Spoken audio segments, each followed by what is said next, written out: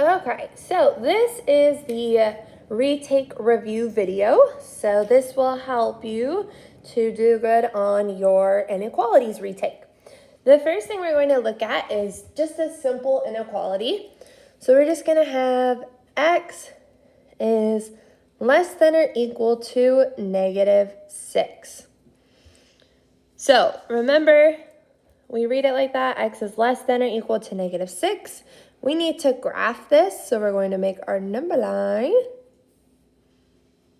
And then we put our takes on there. They should be pretty even. Mine are not, but tried my best.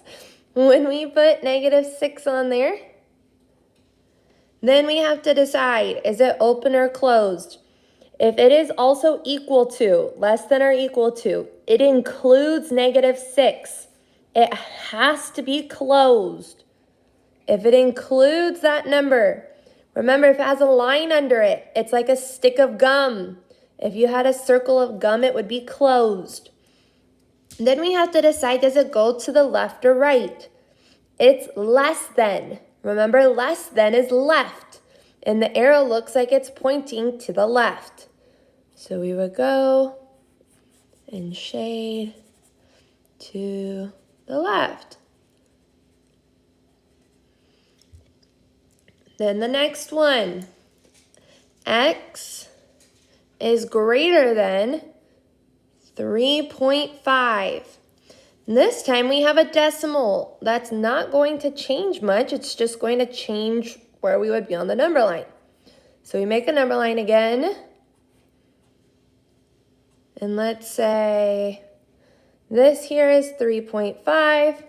We have to decide, is it open or closed? It is not equal to, so we are not going to include it. It's open. And it's greater than, it looks like it's pointing to the right. So we shade and draw an arrow to the right. Remember, if you're confused on which direction it goes, you can keep numbering. You want it, if it's greater than, to go point towards the numbers that are bigger. So you'd want to go towards the right. If we have one like y plus 8 is greater than or equal to -1. Before we graph that, we have to get the variable by itself. So we have to get y by itself. So we solve it like an equation. So we have to do the opposite of +8. The opposite of +8 is -8. So we're going to do that on both sides. So then I'm left with just y is greater than or equal to. I have -1 minus 8. Remember, when it's a negative number minus a number, that's basically like adding them together, and it's negative. So if I owed you $1 and then I owe you 8 more, it's now -9. So y is greater than or equal to -9. Then we're going to put it on our number line. We have greater than or equal to. It is equal to, so it includes the -9. It's a closed circle. It's greater than, it looks like it's pointing to the right. So we're going to shade and draw an arrow to the right. Remember, it has the stick of gum. It's closed. Okay, the next one. If we have something like m over 6 plus 2 is less than or equal to, let's say, -10. So again, before we graph this, we have to get the variable by itself. This time our variable is m. We have to get rid of what's not with the variable first. So we have +2. We have to do the opposite there and subtract 2 from both sides. So we're left with m over 6 then is less than or equal to negative 10 minus 2. We have a negative minus. So we add them and it's negative. So it's going to be negative 12. So m over 6 is less than or equal to negative 12. Remember that this little line here literally means divide. So right now we have m divided by 6. The opposite of divide is to multiply. So multiply by 6. So that cancels out. You have m is less than or equal to negative 12 times 6. Remember, a negative times a positive. If they are different signs, it will be negative. So it should be negative 72.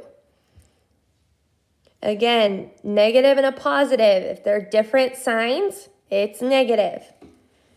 Now we're ready to graph this. So we draw our number line.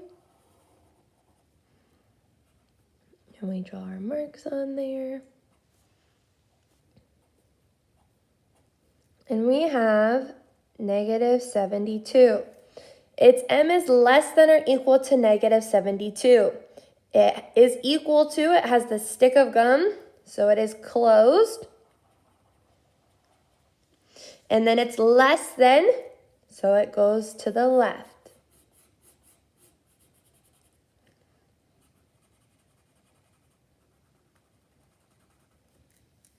Okay. On to the next one.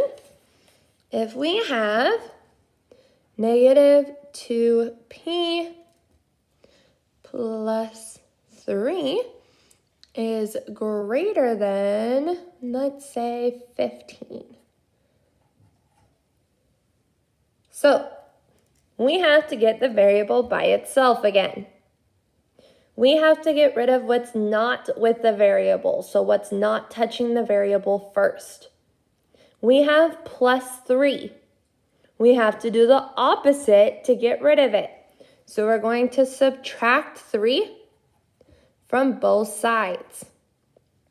Then we're left with negative 2p, don't forget that negative, is greater than 15 minus 3 is 12. So we still don't have the variable by itself. When a variable is touching a number, that means they are being multiplied. Variable is touching, multiplied. So to get rid of it, we have to divide. So we have to divide both sides by negative 2. So this is going to be p, and then is greater than positive divided by a negative. The signs are different. It's going to be negative. Negative 6. That answer is not right, though. It is completely wrong. It is not right. We divided by a negative. When you divide by a negative, you must underline, underline, underline, flip the sign. So this is so important. Your answer is completely wrong if you don't do this. The sign has to be flipped when you divide by a negative. It's also true when you multiply by a negative, but here we divide it. So when you divide by a negative, you must flip the sign. So our answer should actually be p is less than negative 6. And if we graph that,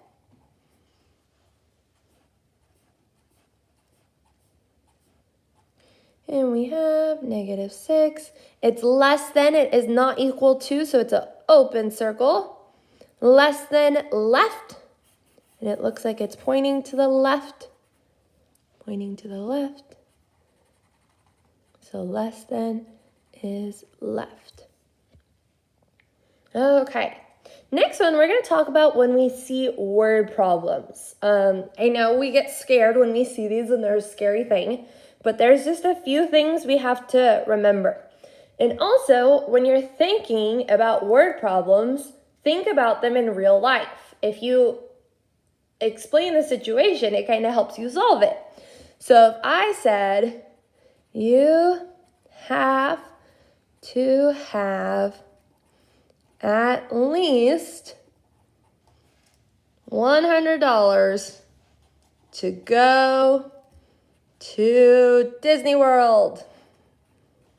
So I think it's more expensive than $100, but I don't really know. So we're just going to say $100. So if we wanted to write this, it says you have to have at least $100. Does that mean I want less than $100? No, because if I have less than, then I can't go there. So if you see at least in a word sentence, in a word problem, at least is greater than or equal to. So this is going to say, let's say D for Disney World, you have to be greater than or equal to 100. So when you see at least, that means greater than or equal to. Oh, you can't see all that. So you have to have at least $100 to go to Disney World.